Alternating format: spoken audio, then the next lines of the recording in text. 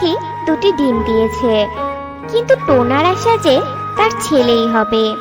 আর ছেলের জন্য টোনা সব সময় টুনির যত্ন করত। জানো টুনি, আমার এখন কত খুশি লাগছে। আর কদিন পরে তোমার এই সুন্দর সুন্দর ডিম দুটো থেকে দুটো নাদুস নুদুস ছেলে ছানা বের হবে, আর আমাকে বাবা বাবা বলে ডাকবে। হ্যাঁ গো টোনা, আমিও তো ডিম দুটো দিয়ে অনেক খুশি। কিন্তু টোনা, এই ডিম থেকে ছেলে ছানা বা মেয়ে ছানা যাই হোক না কেন, আমি দুটোতেই খুশি। না গো টুনি, আমার ছেলে ছানাই চাই। আমি আমার ছেলেদের সাথে খেলবো, মজা করব, ওদের উঠতে শিখাবো। কত স্বপ্ন আমার ওদের নিয়ে। তবে আমি এখন দানা খুঁজতে যাই টুনি, তুমি বাসাতেই বসে থাকো। এই কথা বলে টোনা দানা খুঁজতে চলে যায়।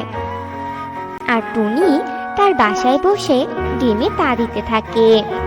টোনা আমার কথা একেবারেই বুঝতে পারে না। সারাদিন শুধু একই কথা বলে, ছেলে হবে ছেলে হবে। তবে আমার কোনো সমস্যা নেই, যা ভগবান আমায় দেবে আমি তাতেই অনেক খুশি। টুনি বোন, শুনলাম আর কদিন পরেই নাকি তোমার ডিম ফুটে দুটো সুন্দর সুন্দর ছেলে ছানা বের হবে। টোনা তো এই কথা বনের সব পাখিদের বলে বেরিয়েছে। হ্যাঁ গো, আমার ডিম থেকে আর কদিন বাদে ছানা হবে। তবে আমি টোনাকে নিয়ে অনেক চিন্তায় আছি। টোনা তো ছেলে ছেলে করে আমার মাথা খাচ্ছে। কি যে করব ভেবেই পাচ্ছি না। ওসব নিয়ে একদম ভেবো না টুনি, তবে সাবধানে থেকো কেমন। আমরা তবে টুনি আসি। এই কথা বলে মিষ্টি টিয়ে আর সুখী পায়রা সেখান থেকে চলে যায়। আর এভাবেই কয়েকদিন কাটার পর টুনি ডিম ফুটে সুন্দর সুন্দর দুটি মেয়ে ছানা বের হয়। যা দেখে টুনি অনেক খুশি থাকলেও টোনা মেয়ে ছানা দেখে অনেক রেগে যায়। এ কি টুনি, আমি কত আশা করেছিলাম যে ছেলে ছানা হবে, আর এখন তো দেখছি দুটোই মেয়ে ছানা হয়েছে। মেয়ে ছানা আমার মোটেও পছন্দ না। ছেলে হলে আমার সংসারের হালটা ধরতো, কিন্তু এরা তো মেয়ে, এদের দিয়ে আমি কি করব বলো তো? টোনা, তুমি কি বলছো এসব বলো তো? তুমি নিজের বাবা হয়ে এমন কথা বলতে পারছো? যাও, এখন আর কথা না বাড়িয়ে টানা খুঁজানো তো, আমার যে অনেক খিদে পেয়েছে। যাচ্ছি টুনি। তবে টুনি, তোমার এই মেয়ে ছানারা বড় হয়ে আমাকে যেন বাবা বলে না ডাকে, নইলে কিন্তু আমি ওদের অনেক মারবো বলে দিলাম।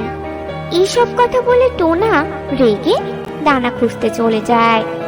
টোনার কথা শুনে টুনির অনেক মন খারাপ হয়, কিন্তু কোনো উপায় নেই বলে টুনি চুপ করে বসে ছানাদের আগলে রাখতো। এভাবেই কয়েকদিন কেটে যায়। টুনির ছানারা এখন কথা বলতে শিখে গেছে। বাবা বাবা, আমাদের না বাইরে যেতে খুব ইচ্ছে করে। তুমি আমাদের দু বোনকে একটু বাইরে ঘুরতে নিয়ে যাবে বাবা? কি, তুই আমাকে বাবা বললি?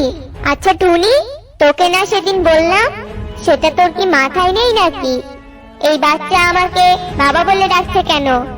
প্রথমবার দেখে তোর ছানাকে আমি কিছু বললাম না, বুঝেছিস? কিন্তু এর পরের বার যদি আমাকে বাবা বলে ডাকে, আমি কিন্তু বাসা থেকে বের করে দিব।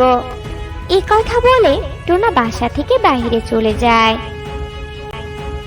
মা মা, বাবা আমাদের সাথে সব সময় কেন এমন করে বলো তো?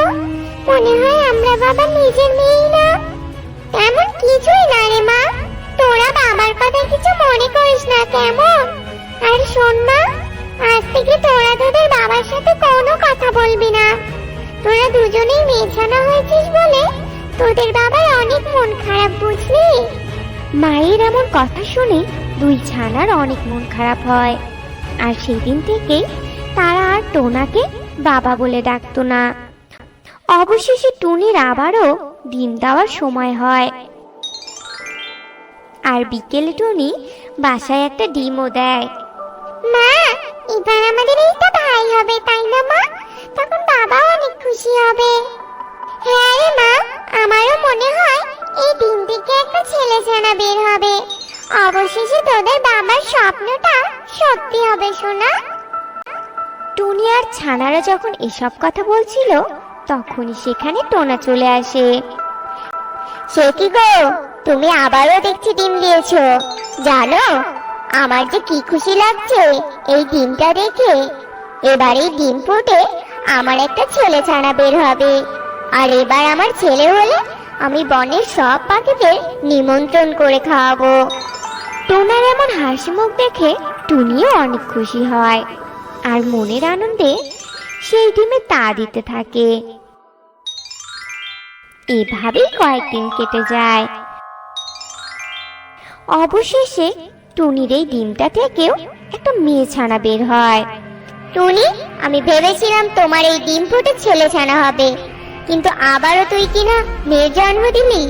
আমি তোর এই তিন মেয়ের মুখ কিছুতেই দেখতে চাই না। তাই বলছি, তুই এক্ষুনি এই শয়তান তিন ছানাকে নিয়ে আমার বাড়ি থেকে বের হয়ে যা। না টোনা, তুমি আমাকে বাসা থেকে তাড়িয়ে দিও না। আমি এখন এই তিন ছানাকে নিয়ে কোথায় যাব বলো তো? এভাবে টুনি অনেক কাকুতি মিনতি করলেও টোনা তার কোনো কথাই শোনে না। তখন টুনি তার তিন কন্যাকে নিয়ে বাসা থেকে বেরিয়ে যায়। এরপর টুনি তার তিন কন্যাকে নিয়ে সেখান থেকে চলে যায়। আর একটা বড় গাছে বাসা বানায়, আর সেখানেই থাকতে শুরু করে। এভাবে বেশ কয়েক মাস কেটে যায়। এদিকে একদিন টোনা দানা খুঁজতে যাচ্ছিল। হঠাৎই তার মাথায় একটা গাছের ডাল ভেঙে পড়ে, আর টোনা ভীষণ আঘাত পেয়ে মাটিতে পড়ে যায়, আর সাহায্যের জন্য অনেক কাঁদতে থাকে। এদিকে টুনির দুই ছানা টুনিকে বলে, মা মা, তুমি তো রোজ দানা খুঁজতে যাও, আজকে না হয় আমি আর বোন দানা আনতে যাই। ও মা, যাই? তুমি বরং বাসাতে বসে ছোট বোনকে নিয়ে থাকো, কেমন? ঠিক আছে মা, যা, তবে তাড়াতাড়ি বাসায় ফিরে আসবি, বলে দিলাম। এরপর দুই ছানা খুশি মনে দানা আনতে চলে যায়। আর পথেই টোনাকে তারা আহত অবস্থায় দেখতে পায়, কিন্তু অনেক ছোটতে বাবার কাছ থেকে চলে আসায় তারা আর টোনাকে চিনতে পারে না। তখন তারা কিছু জড়িবুটি এনে টোনার মাথায় লাগিয়ে দেয়, আর টোনাও একটু সুস্থ হয়ে যায়। এদিকে ছানার আসতে দেরি হওয়ায় টুনি ছানাদের খুঁজতে খুঁজতে সেখানে চলে আসে, আর টুনি টোনাকে দেখে চিনতে পারে। তারপর ছানারা টোনার ব্যাপারে সব কথা তার মাকে বলে। দেখেছো টোনা, মেয়ে বলে তুমি এদের কত অপমান করে আমাদের বাড়ি থেকে তাড়িয়ে দিয়েছো। আজ সেই মেয়েরাই কিনা তোমার জীবন বাঁচালো। ছানারা, এটাই তোদের বাবা। টুনি, এভাবে বলো না আমায়। আজ আমি আমার ভুল বুঝতে পেরেছি। মেয়ে হলেও এরা কোনো কিছুতে কম না। ছানারা, তোরা তোদের বাবাকে ক্ষমা করে দেছো না? টোনার কথায় সবাই অনেক খুশি হয়। এরপর টুনিও টোনাকে ক্ষমা করে দেয়। তারপর টুনি স্বামী আর তার তিন কন্যাকে নিয়ে সুখেই দিন কাটাতে থাকে।